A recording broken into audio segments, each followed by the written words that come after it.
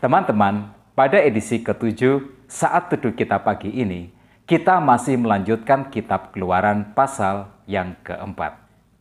Kemarin kita sudah bahas ayat 1 sampai dengan ayat yang kelima, dan sekarang ayat 6 sampai dengan 17. Topiknya pun masih tetap sama, panggilan Musa. Proses Tuhan untuk meyakinkan Musa masih belum selesai, tetapi menjadi tuntas di ayat 17. Langkah pertama, langkah pertama memang adalah langkah yang paling sulit. Itu sulit bagi Musa, itu juga sulit bagi kita semua. Pada ayat yang ke-6 sampai dengan ayat yang ke-7, Tuhan memerintahkan Musa untuk memasukkan tangannya ke dalam bajunya. Dan ketika ditarik keluar, tangannya berubah warna menjadi putih, seperti kena kusta. Tetapi ketika dimasukkan kembali ke dalam bajunya, tangannya menjadi normal kembali. Untuk sulap tangan ini penjelasan Tuhan di ayat yang ke-8. Jika mereka tidak percaya kepadamu dan tidak mengindahkan tanda mujizat yang pertama, maka mereka akan percaya kepada tanda mujizat yang kedua.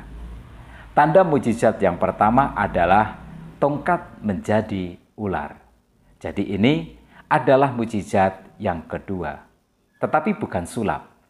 Ayat yang ke-9, dan jika mereka tidak juga percaya kepada kedua tanda mujizat ini, dan tidak mendengarkan perkataanmu, maka engkau harus mengambil air dari sungai Nil, dan harus kau curahkan di tanah yang kering, lalu air yang kau ambil itu akan menjadi darah di tanah yang kering itu.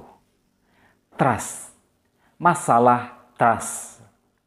Membangun kepercayaan publik itu tidak mudah. Tetapi itu yang harus dimiliki Musa. Tugasnya besar, maka trust itu juga harus besar. Tetapi memiliki kepercayaan publik itu tidak mudah. Tuhan harus membantunya. Tuhan memberikan tanda ajaib supaya umat Israel percaya. Kalau sampai hari ini Tuhan masih memberikan tanda ajaib, tanda mujizat, jangan salah persepsi. Bukan orangnya yang spesial, tetapi tugasnya yang spesial. Tugasnya yang maha penting supaya publik mendengar berita firman Tuhan dan menjadi percaya dan menerima keselamatan yang dari Tuhan. Jadi pelajarannya adalah bangunlah kepercayaan publik, kepercayaan umat. Tetapi di ayat yang ke-10, Musa berkata, Tuhan, aku ini tidak pandai bicara, dahulu pun tidak, dan sejak engkau berfirman kepada hambamu pun tidak. Sebab aku berat mulut dan berat lidah. Kelemahan. Musa merasakan dirinya penuh dengan kelemahan. Dia merasa bahwa dia masih jauh dari sempurna untuk tugas yang luar biasa ini. Jadi, Musa masih tetap ragu. Dia masih tetap tidak yakin, walau Tuhan memberinya tanda mujizat. Musa merasa tidak pandai berbicara. Ini bukan mengada-ada.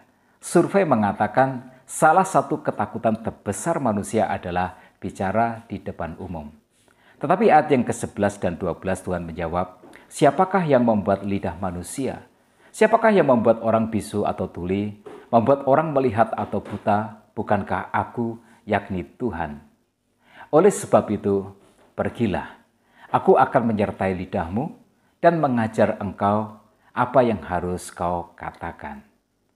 Puji Tuhan, di mana ada kelemahan, di situ ada pertolongan.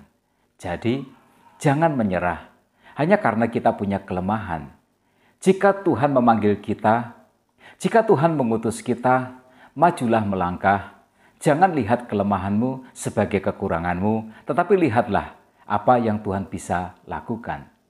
Tuhan akan berbicara melalui Musa. Tuhan yang akan memakai lidah Musa, Tuhan yang akan memberi Musa hikmat, Tuhan akan membuat Musa menjadi pandai berbicara. Jika kelemahan kita tidak kita jadikan halangan untuk melangkah, Tuhan akan menjadikan itu sebagai kekuatan. Tetapi Musa mengidap penyakit rendah diri yang parah. Dia berkata di dalam ayat yang ke-13, Tuhan, utuslah kiranya siapa saja yang patut kau utus. Ayat 14 berkata, maka bangkitlah murka Tuhan terhadap Musa. Ya, ini masalah kebanyakan kita. Kebanyakan kita ingin berada di zona nyaman. Kita takut untuk membuat sebuah lompatan, kita takut tantangannya. Kita merasa tidak aman, kita ingin memiliki kehidupan yang biasa-biasa saja.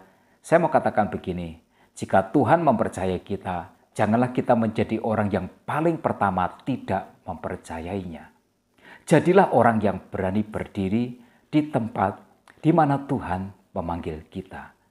Dunia mungkin akan meremehkan kita, tetapi jangan kita meremehkan diri kita sendiri. Sebab yang terpenting adalah bukan siapa kita, tetapi yang terpenting adalah siapa Tuhan kita. Saya ingin kita mengerti ini. Berhenti menyepakati dunia, tetapi belajarlah untuk sepakat dengan Tuhan. Masih di ayat yang ke-14 dan juga ayat yang ke-15 Tuhan berfirman, bukankah di situ Harun, orang Lewi itu kakakmu? Aku tahu bahwa ia pandai bicara, lagi pula dia telah berangkat menjumpai engkau, dan apabila ia melihat engkau, ia akan bersukacita dalam hatinya. Maka engkau harus berbicara kepadanya dan menaruh perkataan itu ke dalam mulutnya. Aku akan menyertai lidahmu dan lidahnya, dan mengajarkan kepada kamu apa yang harus kamu lakukan. Ya, jangan pernah lupakan ini. Pertolongan Tuhan. Pertolongan Tuhan selalu ada. Tuhan mengutus Harun untuk menjadi juru bicara Musa, menjadi penyambung lidahnya. Hati Musa mantap. Tuhan telah membereskan keraguan Musa. Tidak ada alasan untuk menolak panggilan Tuhan. Apa yang kita bisa belajar dari kisah ini? Ini, memulai untuk pertama kalinya selalu tidak mudah. Itu wajar, semua orang mengalaminya, Musa juga. Kita pasti juga sama. Tetapi dari kisah ini juga kita harus belajar bahwa Tuhan memberikan pertolongan. Melayani Tuhan tidak berarti bahwa kita melakukan pekerjaan yang seharusnya menjadi pekerjaan Tuhan. Tuhan tidak melimpahkan pekerjaannya kepada kita, tetapi Tuhan bekerja melalui kita. Tantangan pastilah ada. Orang-orang di sekitar kita mungkin akan meremehkan kita, mungkin akan meragukan kemampuan kita, tetapi jangan pernah menyepakatinya. Jika Tuhan memanggil kita, Tuhan tidak pernah salah. Dunia lebih pandai melihat kekuranganmu, tetapi Tuhan lebih tahu potensi apa yang tersembunyi di dalam dirimu. Jika dunia melihat kekurangan sebagai kelemahanmu, maka Tuhan melihat kekuranganmu sebagai kesempatan bagi Dia untuk menggunakan itu untuk menyatakan kuasanya melalui dirimu. Tetap semangat dalam kehidupan. Tuhan Yesus memberkati kita semua.